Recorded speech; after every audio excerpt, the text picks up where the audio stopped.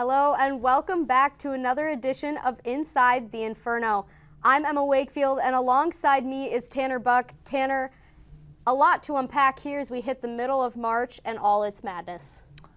Emma, we definitely do. We're thrilled to deliver you an all-action-filled show where we bring you everything going on in maroon and gold sports. Starting with March Madness, our Mahir Sanhasan and Lachlan McTagg were in Iowa City for Arizona State women's basketball's play-in game for the number 10 seed in the NCAA tournament. Guys? Well, March is made for madness, and there was certainly madness tonight here at Carver Hawkeye Arena, where Arizona State, in their first NCAA tournament matchup in 7 years, lost 57-55 to Virginia to wrap up the first four. Mahir Sanhasan, Lachlan McTagg here from Iowa City. Lachlan, what a game. It was down to the wire. I mean, Arizona State felt like they were out of it for a while, came back, it came down to the final shot, and Jaiv Levette just couldn't put anything up. But this was just a great performance from ASU, just couldn't get it done. Yeah, I mean, Arizona State went 4 and 5 minutes at times in this ball game without a point. They went cold. I believe there's a stretch of 1 for 12. And yet somehow, some way, they were gritty enough to find themselves just continuing to get back in the ball game. They're down 8 halfway through the fourth quarter. And all of a sudden, you look up, they're down 6. Gabby Elliott hits a big three in the corner by her bench, cuts it to 3. Come back down, a couple good defensive possessions. They turn over the Cavaliers once as well in that final 3 minutes. Marley Washington hits a big-time 3 to tie it. Then the Cavaliers, they stay gritty, they stay tough. Kamora Johnson, their leading scorer, their leading point getter on the season. She's been setting records for that Virginia basketball program. She hits a massive 3 over Gabby Elliott, a deep 3 at that from the right angle, and that just turned the tide for Virginia at the end of the day. A lot of things going on for Virginia, who will now play Georgia in the first round on Saturday. But for Arizona State, they went back to their principles. This goes back to when Molly Miller was hired in late March, fresh off GCU's loss to Baylor in the NCAA tournament. Here's what last year POA had to say about how tonight's game kind of led to what we've seen from the Sun Devils over the past few months. Honestly, her principle in defense from the beginning, as soon as we got here, was just intense, and I think she changed the program by us, defending how we did, and that's why we came here. So now it's rebuilding time for Molly Miller and crew. POA's out the door along with Gabby Elliott, Marley Washington. There's a lot of new faces that are going to come into this program. Where do the Sun Devils go from here? I think the Sun Devils are in great hands despite those departures, and those will be felt, I think, in the short term. But Molly Miller did a tremendous job this time last year bringing in those veterans, like those names we mentioned before, to bring in that experience and reinvent Sun Devil basketball here on the women's side, and they certainly did that. But you have Eloisa Caera as well as McKenna Brackens returning. That's your core right there, and that's a great core to build around. Two very different players as well. Both can score in the paint and have good touch in the mid-range game as well.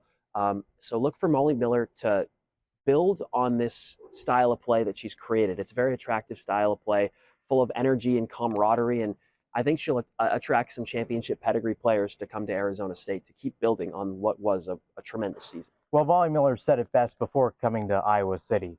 This is going to be a yearly occurrence. Now, we don't know if it's going to happen, but the staples are definitely there for Arizona State, losing 57-55 to Virginia in the first four, but the future is very bright for Molly Miller and the crew in Tempe. He's Lachlan McTagg. I'm Mahir Sanhasan. Let's send it back to the guys at the desk in Phoenix.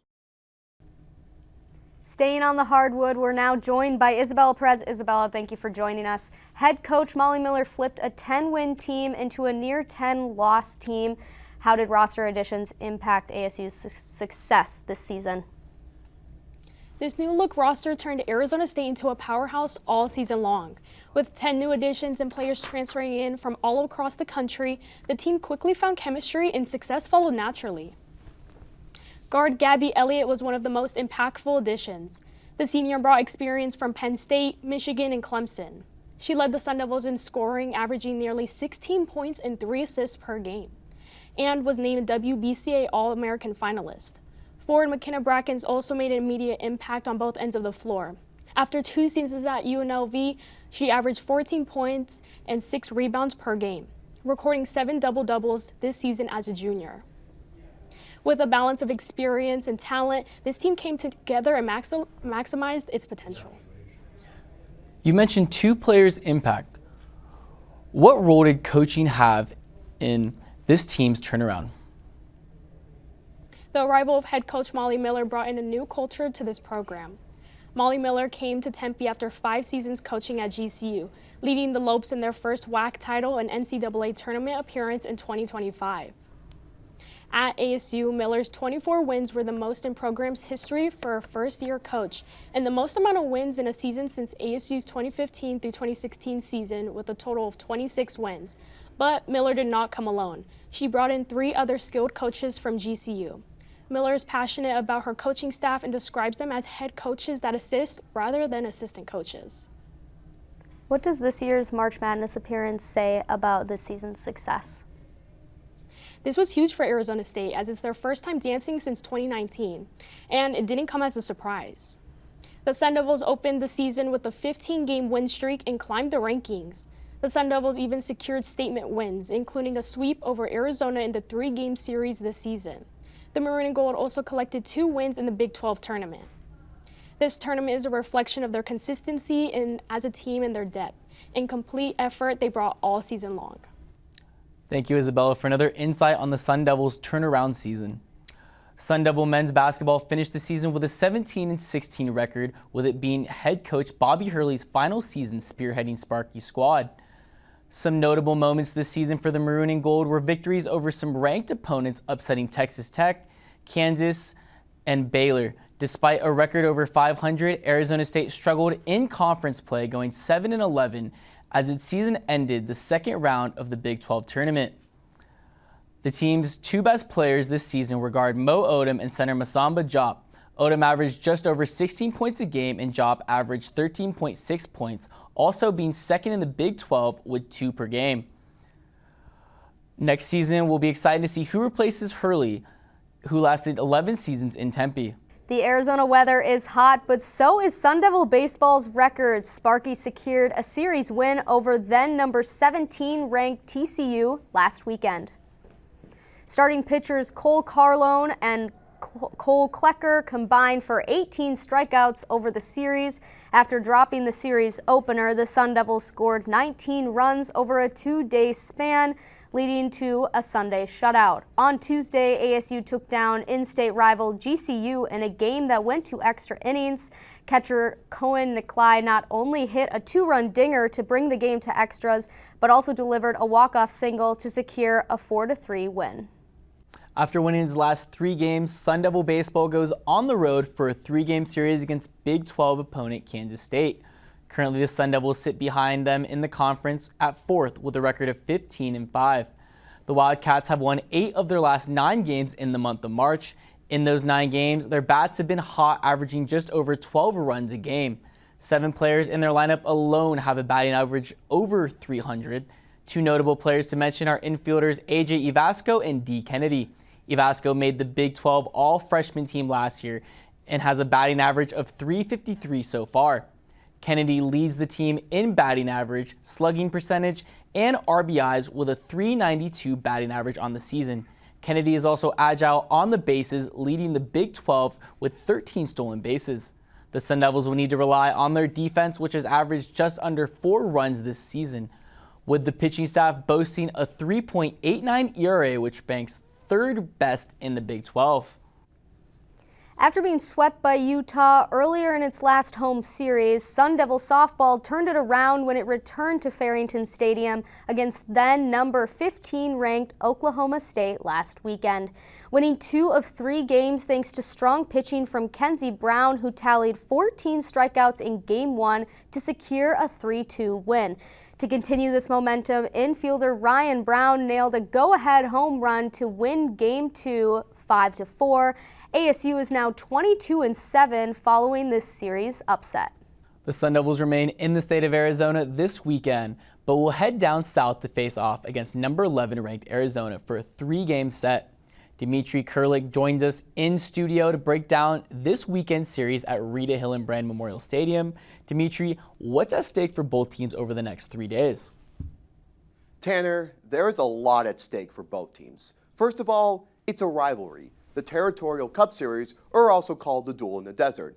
No matter what sport it is, ASU versus U of A is always a treat to watch, but the Sun Devils are looking for the upper hand in softball over their rivals from down south, seeking their first series win against the Wildcats since 2022. Arizona is in the process of making its third consecutive tournament. It's coming off a 48-13 season in 2025. This season, the Wildcats have continued their previous success to the tune of a 21-7 record. They picked up a Mercy Rule win over number 3 ranked Texas Tech last Friday, although they wound up losing the series.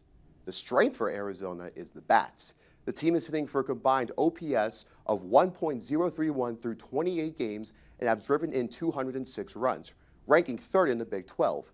The Sun Devils have one of the best arms in the country in Kenzie Brown, but with only 3 other pitchers beside her, containing this Wildcat offense will be a tall task. There's a lot of players for ASU who are going to need to step up this weekend. Who may we see make an impact for head coach Megan Bartlett? Well, I immediately think of the 2 players who transferred away from U of A and to ASU, Aisa Silva and Emily Shep. The former Wildcats spent multiple seasons in Tucson, but after last season, they entered the transfer portal and decided to stay in the state of Arizona, just about a 90-minute drive up the I-10. Silva's highlight with the Wildcats came in 2024, where she won 21 games and was an all-Pac-12 second-team pitcher, but injuries limited her time in 2025, appearing in 30 less games than the season prior. Shep is in the same boat, as she finished with a .295 batting average and an .826 OPS in her freshman year in 2024. But last season, she started 22 of the 40 games she played, compared to starting 48 of the 51 appearances she made the previous year. It's always a risky decision to enter the transfer portal. It's a whole different beast to transfer to your school's rival. But the move has worked wonders for Silva and Shep. They both reverted back to their forms 2 years ago, and playing their old school for the next 3 days, count on there being motivation for the pitcher-catcher duo. Lastly, ASU's offense has lacked consistency at times this season, and over the past couple of weeks, what does it need to do to keep up with the Wildcats' bats?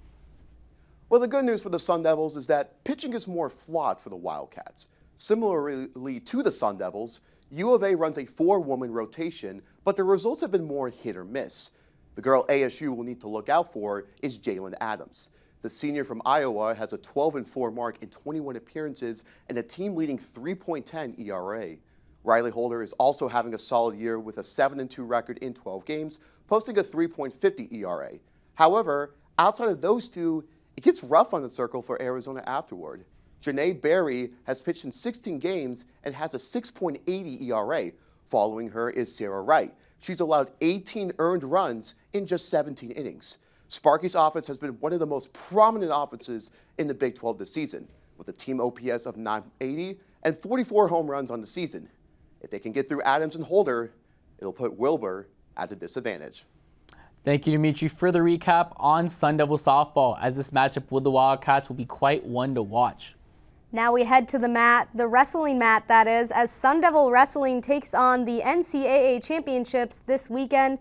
They are one of 16 schools to send 7 or more players to the tournament, and yesterday was just the beginning of a long weekend ahead in Cleveland, Ohio. Standouts for the Sun Devils are Caleb Larkin and Nico Ruiz, who rank 4th in their respective weight classes. Both won in the prelims yesterday to head into the quarterfinals, which are going on right now as we speak. Finally, the biggest upset so far in the tournament featured number 29 ranked ASU wrestler Colton Hawks, who outmatched number 4 Sonny Sasso of Virginia Tech, also taking him to the quarterfinal round. The Sun Devils ranked 7th as a team after the first day of competition, and the tournament will continue through Saturday. We now switch gears as we send it to Tyler Wargo with the inside scoop on the ice for ASU women's hockey. Number 9 seeded Arizona State competed in the ACHA D1 National Tournament for the 4th straight year, after losing its last game on Wednesday 2-0. The Sun Devils lost to number 5 seeded Maryville 5-0 this morning. The team ended with a 14-8-1-1 record. 3 star players for the team this season were forwards Kylie Brown and Brianne Powell. Brown scored 12 goals, 9 of which came from that power play. Powell finished right behind Brown for the team's lead in goals with 11. Goalie Maya Glaister finished the season with 8 wins and 5 shutouts. The freshman made 63 saves at Nationals. The Sun Devils have a bright future in the net for the next 3 seasons. Staying on the ice, Sun Devil men's hockey ended its season with a 14-21-1 record after losing 10 of its last 12 regular season games, placing them 9th in the NCHC and ultimately dropping them out of playoff contention. After defeating Omaha on senior night to take back the final playoff spot, the Maroon and Gold controlled its own destiny heading into the last week of the regular season. However, ASU was swept by then number 8 Denver. Injuries were the main culprit this season between forwards Jack Beck and Cullen Potter, whose losses left forward Cruz Lucius and Bennett Chimmick to carry the offense. As we look ahead, questions arise for coach Greg Powers and how his young team will look next season. Emma, it has been a pleasure with you in this action-packed edition of Inside the Inferno.